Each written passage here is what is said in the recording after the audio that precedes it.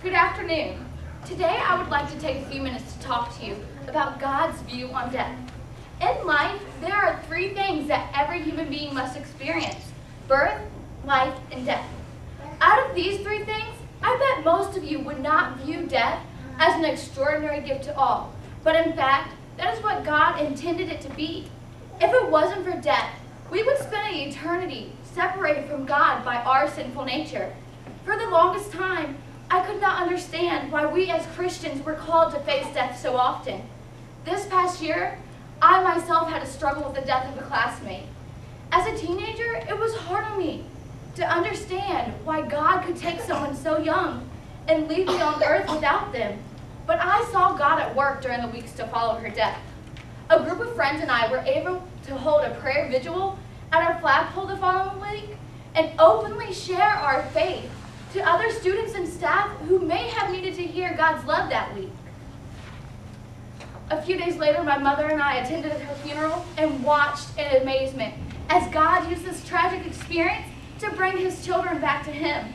At the end of the service, there was an altar call, and over half of the students there got up that day and gave their lives over to God. Through this tragic experience, I learned that God's purpose for death was not to hinder us or to harm us, but to draw us to a closer relationship with him. So there is no reason any of us should live in fear of death. If we have accepted Jesus into our hearts, there is no reason to. For in Hebrews 12:14 through 15, it says, "Since the children have flesh and blood, he too shared in their humanity, so that by his death he might destroy him who holds the power of death, that is the devil, and free those who all their lives have lived in fear. So do not fear death."